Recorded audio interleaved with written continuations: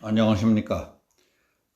창의력과 집념, 애국 헌신으로 감동을 주는 지도자, 그리고 평생 잊지 못할 감동을 받고 헌신하는 국민이라는 제목으로 말씀드리겠습니다. 10여일 전 83살 되신 한 여성 사업가가 카이스트에 676억 원이라는 그에게 기부금을 냈다는 뉴스가 있었습니다. 광원산업회장 이수영 할머니는 지난 2012년에 80억 원, 2016년에 10억여 원을 기증한 데 이어 이번에 세 번째 기부한 돈으로 카이스트 기부 총액이 766억 원이나 됩니다. 이 회장은 서울법대를 졸업하고 1963년 서울신문에 입사해 기자 생활을 시작했는데 그 무렵 안양에 10원 정도 하는 땅 5,000평을 사서 돼지 2마리와 한우 3마리를 길렀답니다. 처음에는 주말 농장처럼 시작했지만은 10년쯤 지나자 돼지 1,000마리와 젖소 10마리로 불어나 광원 목장을 만들었습니다. 1980년 기자 생활을 그만두고 본격적으로 사업에 뛰어들어 부동산 사업으로 업종을 바꿔가며 큰 돈을 벌었습니다. 이 회장은 기자 생활을 하면서 한국의 산업화와 공업화 과정에 깊은 관심을 가져왔다고 합니다. 그러다가 기부에 관심을 갖게 된 것은 서울법대 동창회에 장학금 관련 일을 하면서부터였습니다.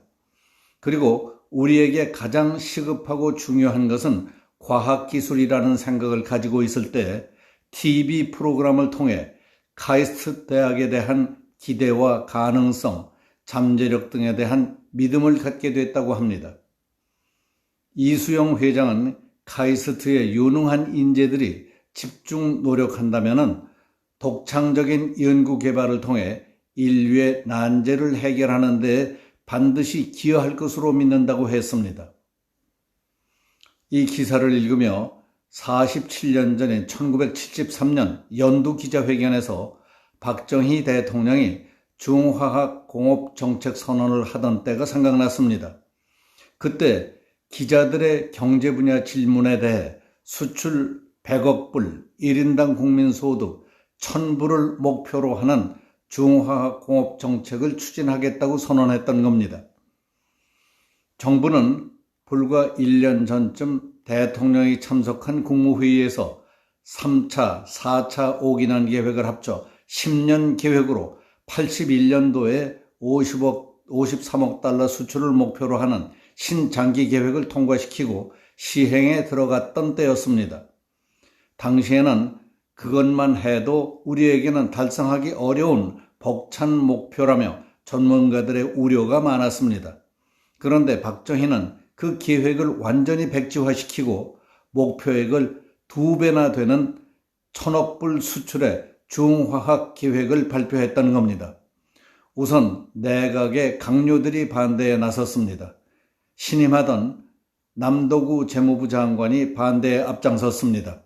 박 대통령은 반대에 대해 설득작전을 펴나갔습니다. 남 재무부 장관은 내가 설득할 테니 다른 부처는 오원철 수석이 책임지시오. 그래서 오원철은 별도의 브리핑 자리를 만들어서 국내외 경제 여건과 구체적인 추진 방법 등으로 관계 장관들을 설득해 나갔습니다. 처음 발표됐을 때에는 부정적인 의견과 우려가 많았지만은 이처럼 박정희 대통령의 확고한 신념과 친정, 친관 정책으로 중화공업 정책은 대성공을 거두었습니다.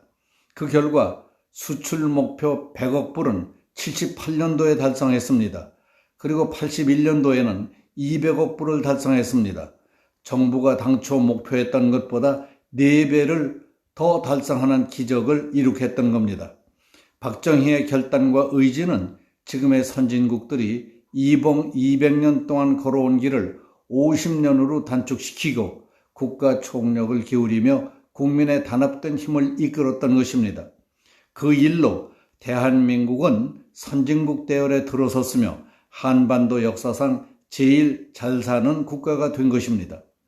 이와 같이 눈부신 박정희 대통령의 성공 요인에 대해 그 당시 중화공업정책 기간에 참여했던 김광모 경제비서관은 집권자의 비전과 집념 그리고 강력한 추진력, 장기 계획을 추진할 수 있는 안정된 정부, 사업 추진을 위한 법령 제정, 단지 선정, 예산 확보 등 철저한 사전 준비, 정부 주도 계획과 민간 참여, 국민적 뒷받침들을 꼽았습니다. 그러나 일본의 경제 분석가들은 그 당시 한국의 정치 사회적인 상황은 인정하지만 현실적으로 가장 큰 성공 요인은 체계적으로 기술 인력을 양성해서 중화공업 발전 단계에 맞춰 효과적으로 인력을 공급할 수 있었기 때문이라고 평가했습니다. 일을 하겠다는 사람들은 많았지만 중화학공업 분야에서 일을 할 만한 숙련된 인력은 질적으로나 양적으로 태부적이었던 때였습니다. 그래서 중화기획단은 기술 인력 양성을 위한 5개년 계획을 만들어서 빈틈없이 추진해 나갔습니다. 기능사는 공고교육을 통해 양성하고 기술자는 공과대학을 통해 길러냈습니다. 기능사 양성을 위해 공고교육을 개혁해서 실험 실습에 중점을 두었습니다.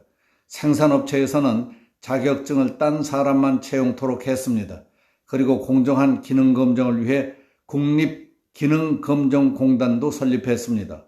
공고는 기계공고, 시범공고, 특성화공고, 일반 공고로 나누어 교육시켜 1년에 8만 5천여 명씩 졸업생을 냈습니다. 이와 같은 공고 개혁은 중화학뿐만 아니라 방위산업, 중동 진출 인력과 일반 산업에 공급할 수 있었습니다. 1977년부터는 세계 기능올림픽에 참여해 9년 연패하는 위협을 달성했습니다. 기술자 양성을 위해서는 공과대학을 1개 공대로 만들었습니다.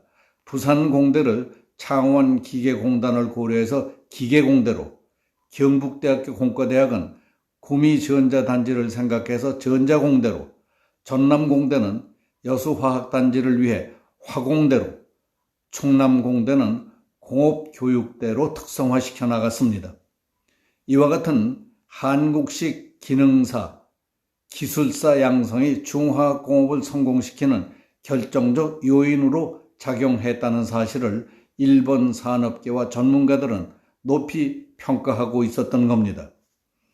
앞에서 말씀드린 여성사업가 이수영 회장이 과학기술 인력을 양성하는 데 써달라며 766억 원이라는 거액을 카이스트에 기부할 수 있었던 것도 우연이 아니라고 봅니다.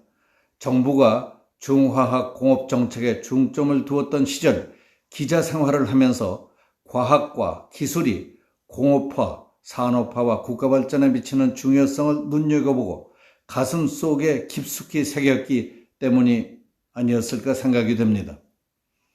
어느 분야에서 무슨 일을 하든 자기가 하는 일에 남다른 창의력과 집념, 노력으로 국가 사회 발전에 혜택을 줄 수 있는 사람이 몇이나 되겠습니까?